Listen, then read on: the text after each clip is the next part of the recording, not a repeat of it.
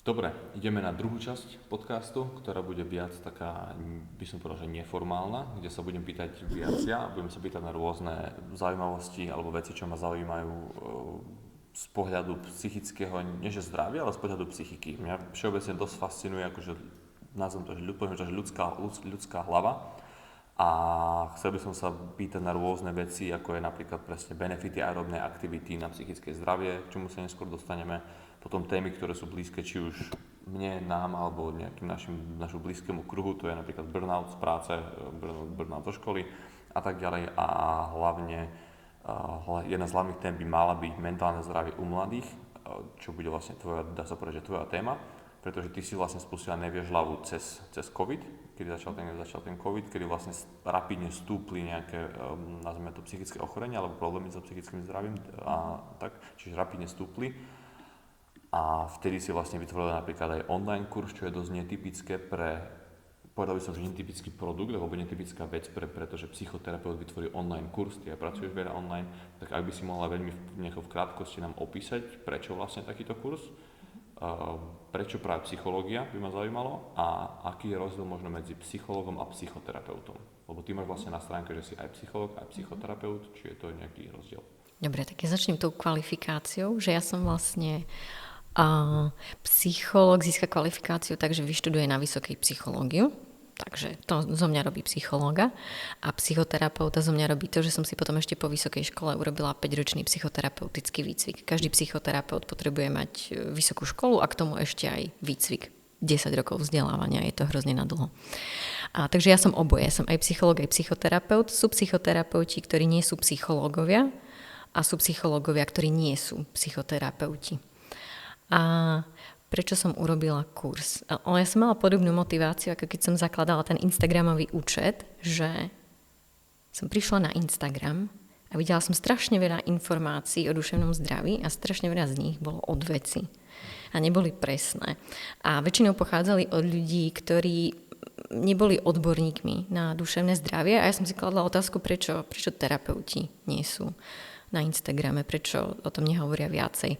A no vlastne v posledných rokoch už celkom dosť terapeutov na Instagrame je, nakoniec ale hlavne v zahraničí. V Česku a na Slovensku to ešte len tak ako prichádza.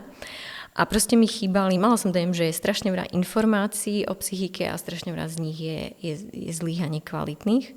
A presne preto som aj urobila ten kurz, že ak by niekto chcel nejaké informácie o tom, ako sa vlastne pracuje s úzkosťou, ako sa nedostať do problémov, čo mám robiť, keď zažívam ťažšie obdobie, tak to je vlastne kurz. Alebo niekto, kto už chodí na terapiu a chce mať informácie o tom, ako pracuje práve KBT s úzkosťou, niečo sa o nej dozvedieť viacej, tak sa proste môže na to pozrieť. Ak náhodou niekto nepočúval prvú časť podcastu KBT, znamená, že kognitívno-behaviorálna terapia. Múdre slovo. Vieš vysloviť, to je skvelé.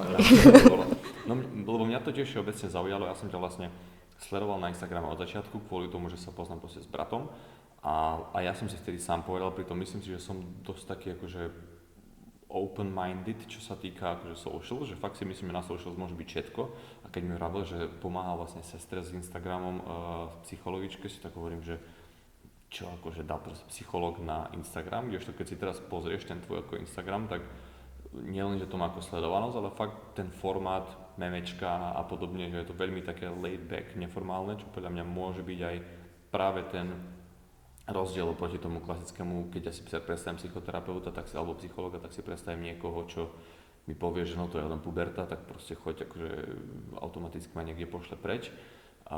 Tak možno, že toto je, dá sa povedať, že to je tvoja nejaká výhoda, že je to také neformálne, že sa vieš ľahšie nejako koneknúť s tými ľuďmi a ľahšie proste nejako ich dostať na tú terapiu? Ja si myslím, že veľa terapeutov je veľmi neformálnych, že sú veľmi vrelí a príde mi, že veľa terapeutov je ako ja, ale proste sú asi veľmi zaneprázdnení a nenapadne ich vlastne, že by mohli verejnú debatu o psychike obohatiť o svoje vedomosti alebo o svoje skúsenosti, že to proste iba nekomunikujú, ale my sme všetci hrozní pohodiaci, si myslím.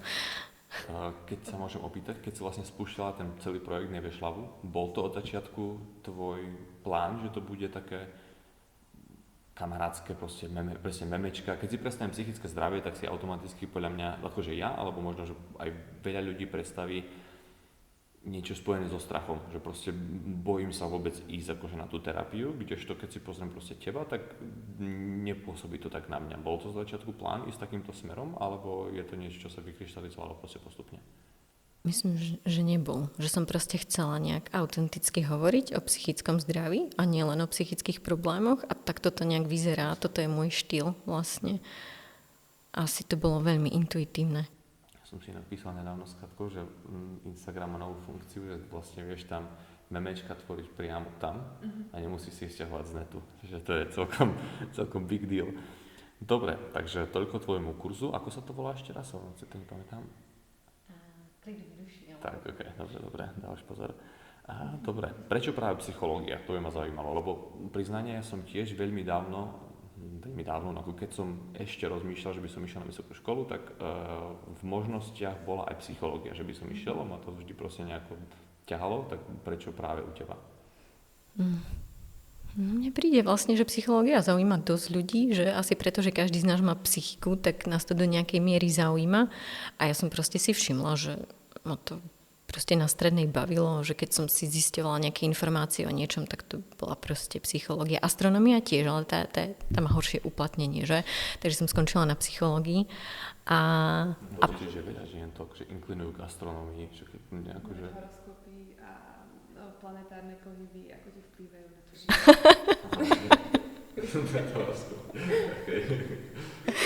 Keď som si vravela, že s tou astronómiou sa ďaleko nedostanem, že by som možno, neviem, kde by som bola v Prešove v planetáriu, hej. A som rada za to rozhodnutie a potom vlastne z tej psychológie som si vybrala psychoterapiu, lebo mi to vlastne prišlo ako veľmi zmysluplné povolanie. Úprimne neviem, či by som si ho vybrala znovu, lebo je strašne náročné. Aj ten proces vzdelávania a tá zodpovednosť, ktorú človek nesie, je vysoká a myslím si, že to nezvládnem robiť ani do dôchodku, ale proste... Mám nejaké ako špeciálne praktiky počas štúdia, že napríklad na schvál vás vystavujú nejakému že stresu, aby ste vedeli nejako takto pracovať, alebo také čosi, že neviem, vojde 150 ľudí na schvál počas prednášky do triedy, nie? Nie, to možno na psychoterapeutickom výcviku až, lebo psychológ vlastne, keď je človek na vysokom, potom môže robiť milión vecí. Môže ísť do marketingu, môže ísť robiť k policajtom, môže ísť robiť výberové konania, do politiky môže urobiť strašne veľa vecí. A až ten psychoterapeutický výcvik je viacej zážitkový a až tam vlastne sa tí lektori zaujímajú o to, či človek má vlastne psychicky na to, aby robil tú prácu. Až tam si myslím, že je ten výber. Jasné. Premostil by som na ďalšiu, na druhú takú podtému alebo tému.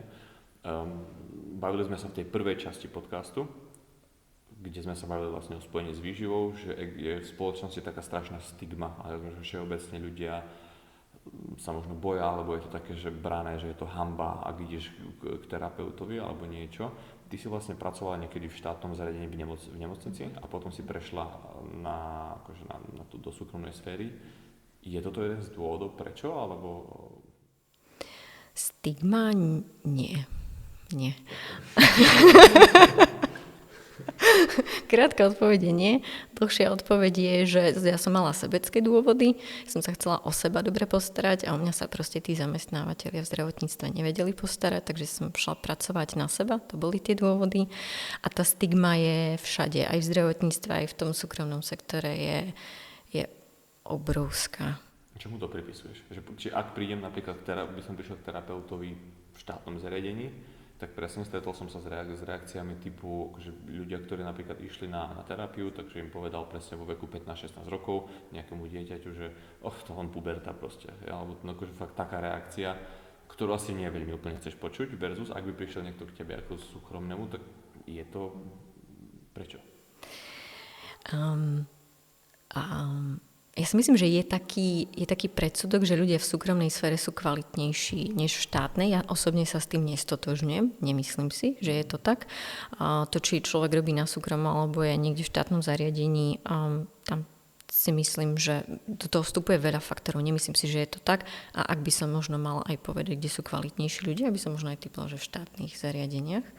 Lebo je tam trochu viacej sa od nich vyžaduje, čo sa týka vzdelávania a je tam trochu väčší dozor vlastne. Ale ja keď počujem nejakú zlú skúsenosť vlastne, že niekto mal nejakú zlú poznámku alebo tak, to je o tých ľuďoch, to je o jednotlivcoch. A aj sa mi často stalo vlastne, že niekedy mi prišlo, že vlastne len ten terapeut niečo povedal veľmi nešikovne a že to nejak ako vyznelo, alebo aj mne sa stalo, že som mojim klientom niečo povedal, oni potom za 3 sedenia sa s tým vrátili, no veď vy ste mi povedala to a to a ja som ich musela opravovať, že takto som to nemyslela vlastne, že často si vravím, keď niekto príde s tým, že no mne ten terapeut raz povedal, že som raz počula, že terapeutka doporučila nejakému pánovi, aby si našiel milenku, tak som si vravela, tak možno to fakt niekto povedal a to teda veľmi neviem pochopiť takú intervenciu, ale možno to bolo aj iba zle pochopené vlastne. Jasné. Keď si hovorila, že k tebe príde klient, kto je primárne tvoj klient? Akože fakt na stránke máš napríklad, že vlastne terapia mladých ľudí a takto, takže selektuješ si to takto, že fakt sa venuješ primárne nejakým ľuďom 15, 20, 25 alebo... Selektujem si to, hej, mladí dospelí, takže zhruba 18 až 35, pod 18 nejdem, lebo tam sú trochu s deťmi a je to trošku zákonne zložitejšie. A vlastne väčšinou to sú ľudia, ktorí riešia buď to nejaké psychosomatické problémy majú, alebo majú nejaké úzkostné poruchy. A ja som si to vybrala, lebo s tým sa mi pracuje najlepšie a mám na to aj ako vzdelanie vlastne, ktoré sa na to najlepšie hodí. A tých mladých dospelých som si vybrala z 2 dôvodov. Jednak preto, že čím skôr ľudia prídu a väčšina psychických problémov začína ešte pred 24. rokom života, tak tým majú lepšiu prognózu. O tom som vlastne už hovorila v tej prvej časti. Som chcela proste zasahovať skôr, kde to má najväčší význam. A za druhé, mňa starší ľudia nebrali vážne. Lebo proste vyzerám hrozne mlado, takže som mala v tom terapeutickom vzťahu bola taká nedôvera vlastne kvôli tomuto často a proste ma to nebavilo, takže mladí ľudia. Ak môžeš povedať, čo najčastejšie riešiš? Teraz ti v podstate robíme taký profil na, keď bude nejaká mama oženila alebo niečo, tak proste môžeš to tam poslať. Čo v práci najčastejšie riešiš? To ma zaujímalo. Bo ty sa vlastne nemáš špecializáciu, nešpecializuješ sa na nejakú športovú psychológiu alebo takto, čo som sa zo stránky dočítal, tak úzkostné problémy, ale ak by sme vedeli byť nejako trošku konkrétnejší možno. Napríklad keď od toho covidu určite tam bol nejaký vzorec, predpokladá možno správania aj u tých ľudí, čo je taká najčastejšia konkrétne nejaká forma toho, čo rieši.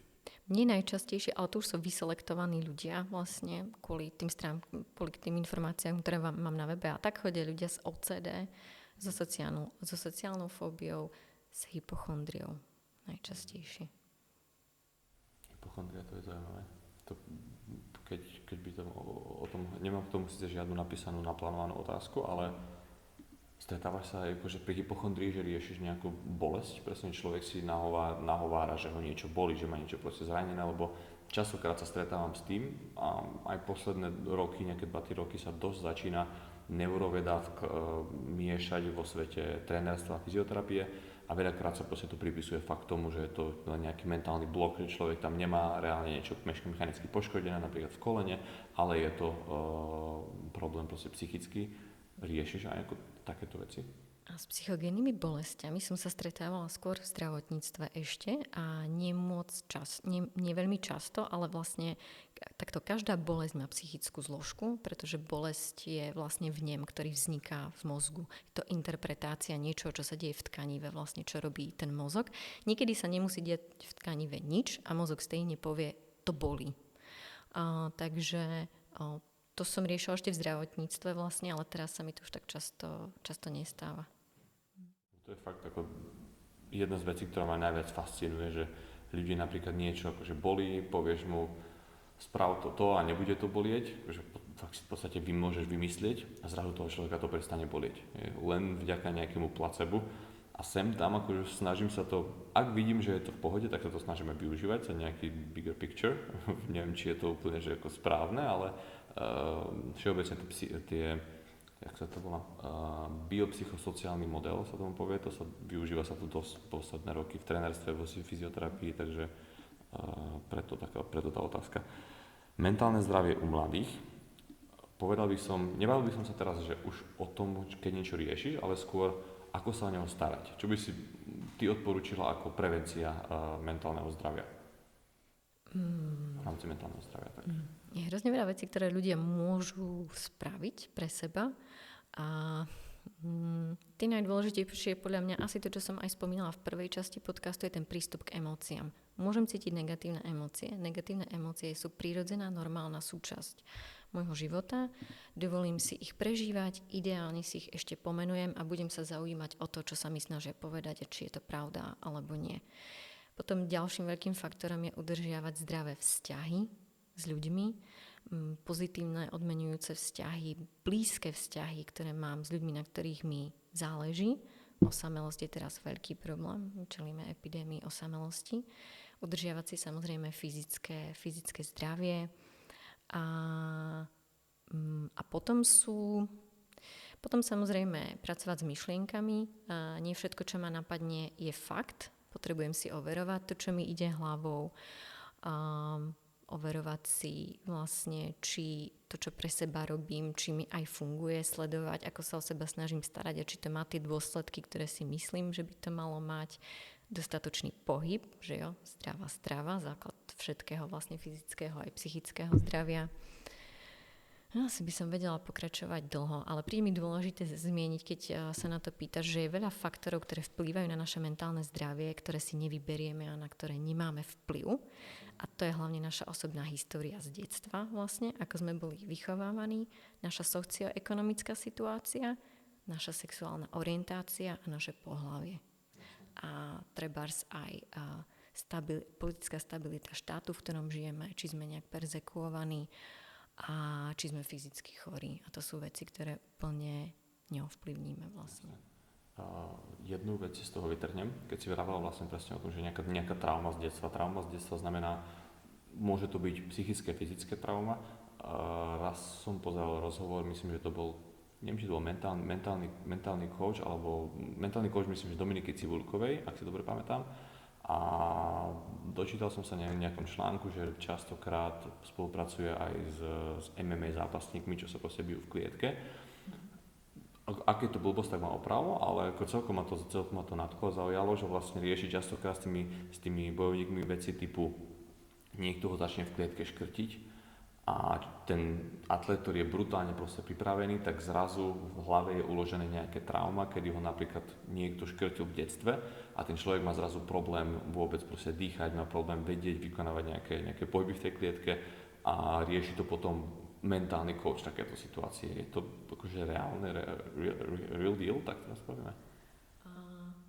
Určite. A to, čo nás ovplyvňuje, čo ovplyvňuje naše duševné zdravie, ani väčšinou nie sú vyslovene traumy, ale môžu to byť aj traumy, že sa nám stalo niečo ako násilné, alebo že sme mali veľmi ako ťažké detstvo, že nás niekto šikanoval, alebo že rodičia boli emočne nedostupní a tak vlastne. A potom nám to robí problémy. A sú také špecifické problémy, ktoré sa vyskytnú iba v nejakých špecifických situáciách. A v rámci asi zachovania toho mentálneho zdravia je dobre vedieť, v čom ja konkrétne som zraniteľný, alebo ktoré moje potreby ako dieťaťa neboli naplňované, alebo čo som si zažil a na čo by som si mal dávať pozor, prípadne čo by som mohol poriešiť v terapii skôr, než dostanem nejakú chorobu vlastne. Jasné. A keď je to niečo takéhoto typu, aj mám tu napríklad ďalšiu situáciu z knihy Ako dobehnúť mozog, čo sme sa bavili, neviem, či to čítala tiež, ale vlastne tiež sa tam hovorí o rôznych tých konkrétnych situáciách, že žena dostala panický záchvat v metre a vlastne automaticky, ak potom niekedy v budúcnosti išla do metra, tak hneď sa aj tie symptómy znova ako keby ukazovali a vlastne štýl tej liečby bol potom nejaký microdosing tej danej situácie, že dali ju napríklad na 3 minúty sa musela vystavovať, musel len stať pred vstupom do tej metrostanice, potom napríklad prísť na tú platformu a takto. Je toto akože potom fakt reálne liečba, nazvime to takto? Hovorí sa tomu expozičná liečba, je to súčasť liečby úzkostných poruch. Nie je to jediná vec, ktorú robíme a tiež treba správne identifikovať, čomu sa treba vystaviť, pretože niekedy, keď dostanem paniku v metre, tak to nie je to metro, ktoré to spôsobilo, ale hej, toto sa robí. Čiže tam mohol byť nejaký spúšťač správa na telefóne alebo niečo, stalo sa to v metre napríklad.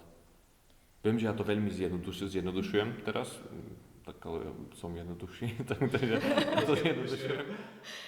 ale ako hovoríš, dobre, spúšťačom čohokoľvek, akýchkoľvek emócií je vždycky myšlienka. Takže skôr myšlienka o tom metre vlastne. To je zaujímavé. Dobre, prešiel by som k burnoutu. Všeobecne nejakému vyhoreniu, alebo syndrom vyhorenia, tak sa to si nazýva, predpokladám, odbornejšie. Škola a práca, tak by som to nazval. Tiež mám sem tam pocit, neviem, či som bol na hranici nejakého burnoutu, alebo takto, vôbec by som nevedel, že ako to vôbec zadefinovať, lebo sú niekedy dni, kedy proste strávim, dajme tomu 10-12 hodín na počítači a fakt najradšej večer by som proste so všetkým hodil. Existuje tam nejaký buď red flag alebo niečo, čo by si mal človek sledovať, aby k tomu nedošlo? A zároveň veľa známych a veľa akože ľudí z okolia, či už zo školy, alebo potom majú paniku napríklad z toho, že skončíš v škole a fakt, keď si porovnáš potom reálny život a školu nejakú, tak veľakrát ten potom reálny život, keď už máš platiť napríklad tomu nájom, musíš proste riešiť takéto veci, tak je to stresujúce. Tak čo si vtedy človek má sledovať, že kedy by už bolo fajn napríklad ťa vyhľadať? No, burnout alebo vyhorenie je veľmi špecifický psychologický problém a že ľudia ho používajú ako označenie hoci kedy, keď majú dojem, že už im ako keby došla para alebo keď už ich nebaví niečo robiť alebo cítia nejaké existenčné vákum. Takže to by som asi vlastne oddelila, že to vyhorenie je o tom, že často postihujú ľudí v pomáhajúcich profesiách. Ale to, o čom ty hovoríš, mám dojem, že je skôr o tom, že ľudia nejak ako zažívajú veľkú mieru stresu vlastne a samozrejme, že časom sa tie ich fyzické aj psychické možnosti vyčerpajú, že už to proste nedávajú. Kedykoľvek som v strese, kedykoľvek pracujem priveľa, tak sa len požičiavam nejakú energiu mentálnu a fyzickú od svojho budúceho ja a mňa to samozrejme skôr alebo neskôr dobehne.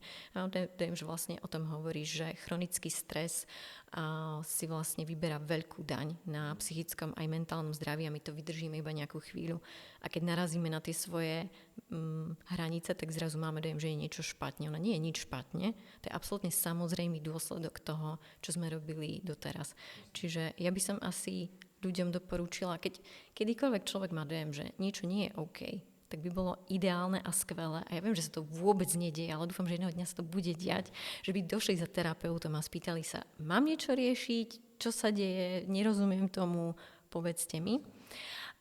Ale keď majú dojem, že ako vyhoreli, v zmysle, že už ich možno nebaví robiť, čo robia, alebo nevládzu robiť toľko, čo robia, tak ja by som si urobila inventúru, či to nie je toto. Že som proste po sebe chcel priveľa a došiel som na hranicu svojich možností.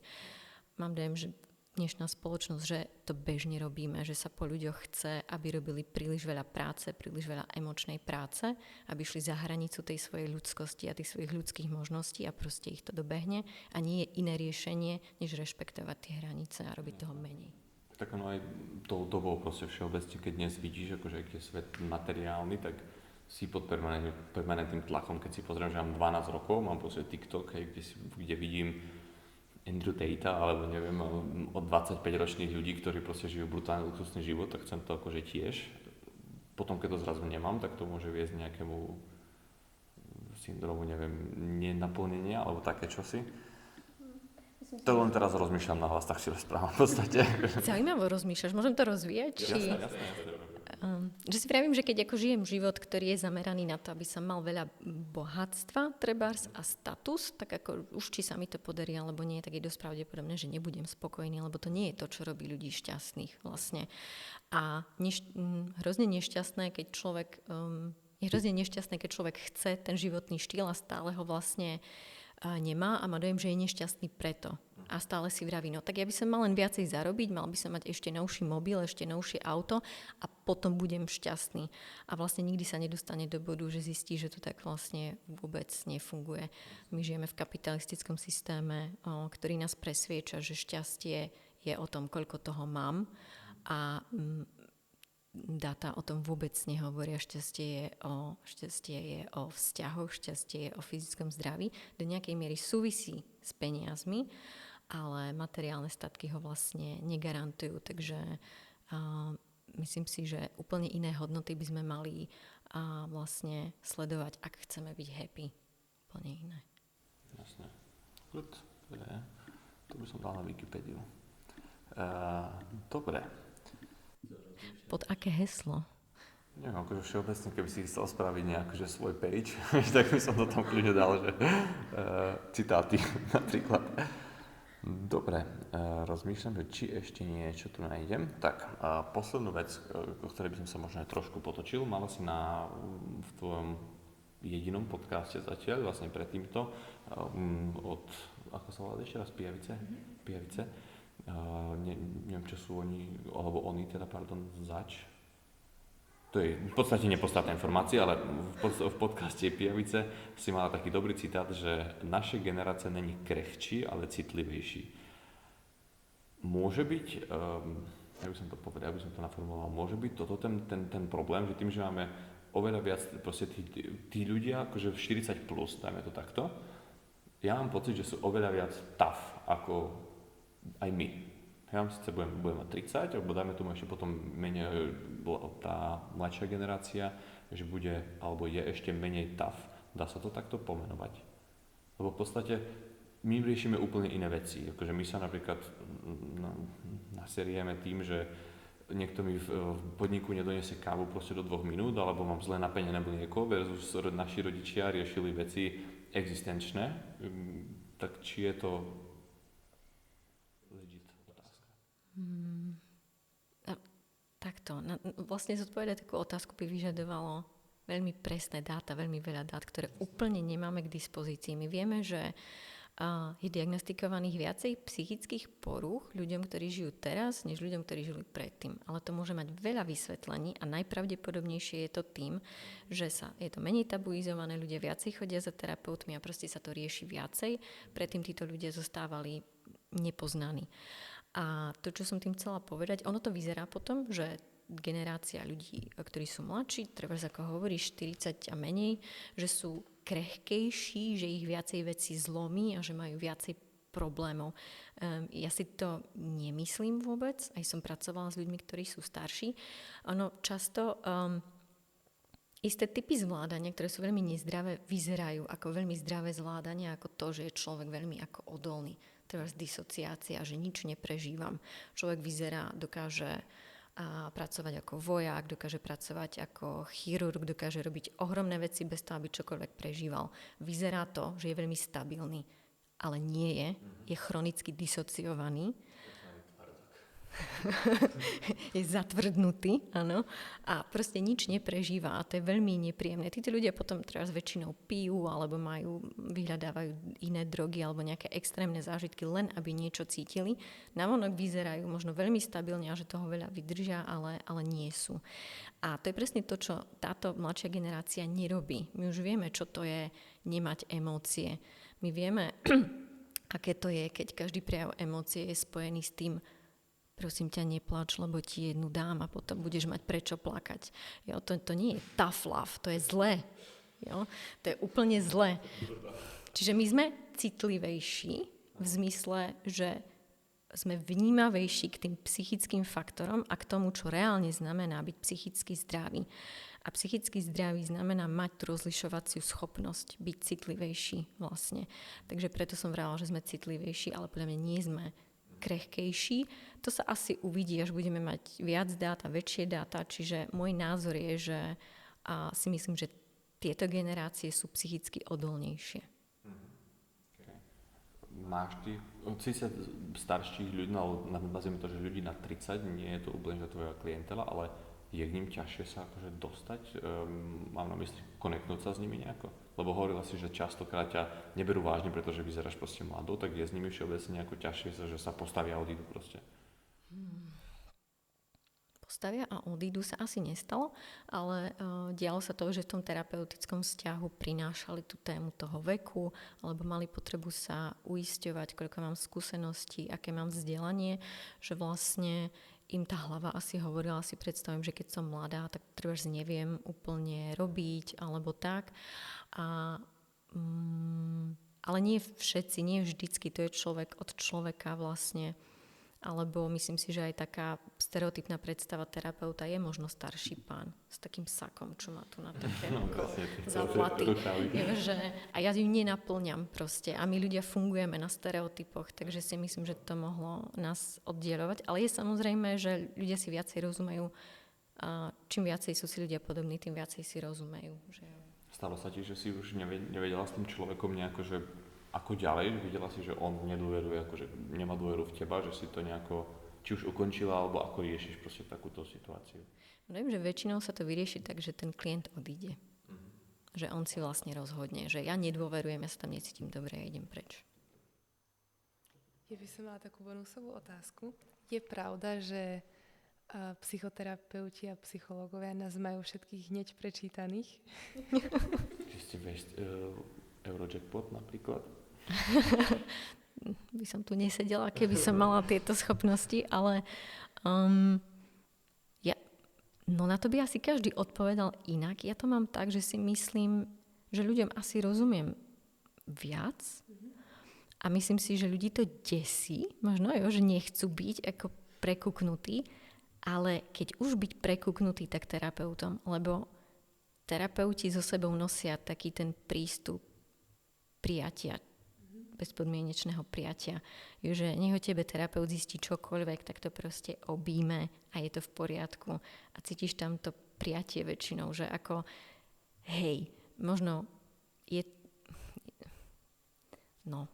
Ja mám dojem, že ľuďom asi rozumiem viac samozrejme, ale tiež nechodím po svete s tým, že každého analýzujem, lebo mám toho dosť v práci, že a potom už sa chcem len proste rozprávať s ľuďmi alebo riešiť niečo úplne iné. Čiže asi keď sa človek stretne s terapeutom, tak je v bezpečí každopádne. Ja toto robím strašne rád, že sedím, pozorujem ľudí a si vytváram taký príbeh, že čo ten človek má proste za prácu, že jak sa správa, aké má vlastnosti, to stále má rád. Dobre, prešiel by som na nejaké otázky, ktoré sa dostali z Instagramu anonymne. Vybrali sme si nejaké 3-4 si tu dáme, k čomu sa budeš chcieť alebo môcť vyjadriť, tak sa vyjadriš, keď nie, tak to proste skipneme. Prvá, celkom zaujímavá, prečo stres, ktorý prežívaš, sa nemusí objaviť v zmene tvojej psychiky, ale objaví sa na fyzickej stránke, ako napríklad bušenie srdca, točenie hlavy, zvýšenie srdcovej činnosti a prečo to nedokážeme ovládať.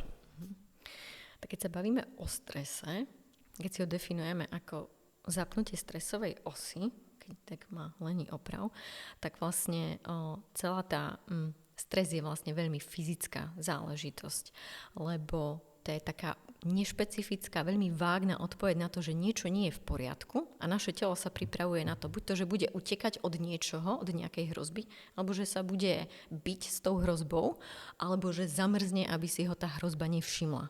Čiže to stres je telesná reakcia. A ten stres môžu často vyvolať nejaké emócie, nejaké myšlienky, úzkosť, strach, niekedy keď sme smutní alebo keď sa hneváme, že tak to vyvolá tú stresovú reakciu. Takže to je povaha stresu, že je telesný. A niekedy možno ľudia majú dojem, že sa im nejaké veci, ktoré prežívajú emočne, prejavia na tele a neprejavia sa v emóciách. Ten dojem môžu získať vtedy, keď si tie emócie všímajú menej než to telo, čo je vlastne hrozne bežné. Alebo keď už majú trošku vážnejšie problémy a tie emócie ignorujú, upozaďujú a vlastne sa snažia tváriť, že sa nič nedieje, ale to telo proste si ide svoje a aj tak im dá vedieť, že sú hranice nejaké. Okay. Ďalšia. Chtěla bych se zeptat, jak prakticky zvládat, respektive tolerovat a akceptovat nejistotu z budoucnosti. Táto neistota se týká mé budoucnosti po studiu, kde budu pracovat, finance mého vztahu. Mám pravidelné vlny úzkosti a občas problémy se spánkem. Co byste mi, Katarína, doporučila?